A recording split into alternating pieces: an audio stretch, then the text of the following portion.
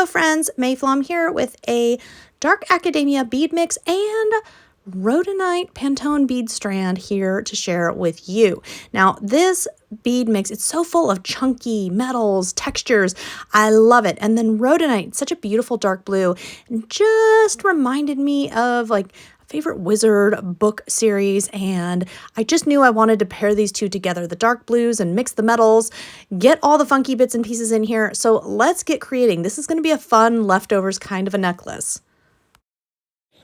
The Dark Academia mix, one of my favorite things about it is that it does mix and match so nicely with so many other mixes. And I have a lot of small beads, and the Academia is full of a lot of big statement type beads. So I really like that I can mix and match and get my stuff used together. That's always a favorite of mine and something I always love about Jessie James beads. So the first little thing we're doing here is I have a head pin, and I'm putting some beads together to make a little bit of a dangle. So this has a little bit of a pendant element. And I'm just going to wire wrap this. I've got my round nose pliers in here, and then I'm just going to turn this around. And you'll see me taking my round nose pliers and using them to help me wrap this around. That's because this particular head pin type, whatever it is, I don't know, but it gets a little sticky for making really nice wire wraps, and I have found that if I use that second pair of pliers, I get a really nice wrap. So if you have any wires that are kind of giving you difficulty, consider doing it this way with 2 pliers. Now it does take a little more time, I suppose. It's a little more intensive, not just barely, but you know what? It really helps a lot. And it really does get the job done. And then I'm just going in and making sure I don't have any wires poking out there. And I'm ready to build my necklace. So for the necklace building part, I know I'm going to want to wire wrap some pieces. I know I'm going to want some chunks of chain.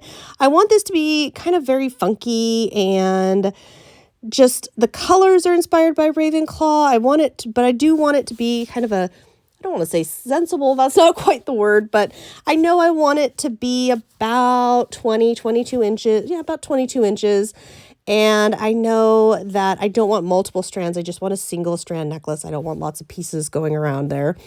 So I'm just kind of trying to pick out the pieces that I think I'm going to want, that I think I'm going to want to use.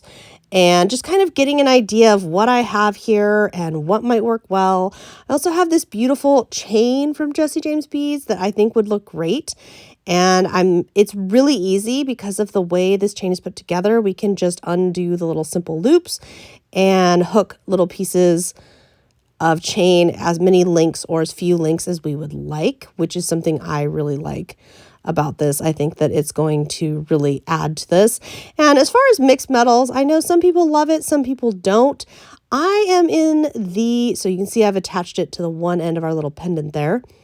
I am in the camp of I like it when it makes sense for what I am doing. In this case, I am doing some wire wrapped, and this is silver 20 or 22 gauge wire, either would work. And I'm making little wire wrapped bits. So I am mixing and matching my metals here because it's kind of a like funky antique feel. So to me, it makes sense. And I'm using different metals in the wire wrap parts here because I have that kind of antiqued gold chain. I have some other colors going on. So I'm mixing and matching here. This one, you know, it's silver bead caps on that bead, so I thought that would make sense. This one, it is a silver charm there or bead. So for this one, I think it makes sense as well. You really can just go with what you like. If you don't like to mix, you don't have to. If you love mixing, go forth and enjoy. On this one, I'm just kind of playing with, do I want it wire wrapped? Some of these I am doing a simple loop. And the reason for 2 different loop styles is because I want to be able to just not have to connect things or commit.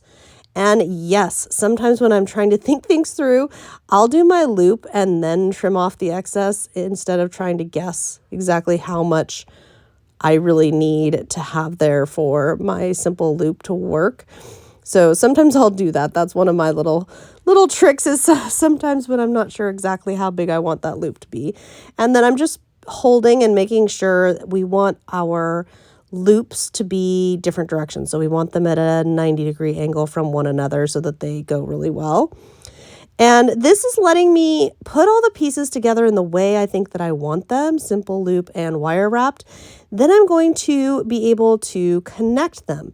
So for example, that's a wire wrapped one that I just connected to the chain because the chain is a simple loop. So those two can connect together.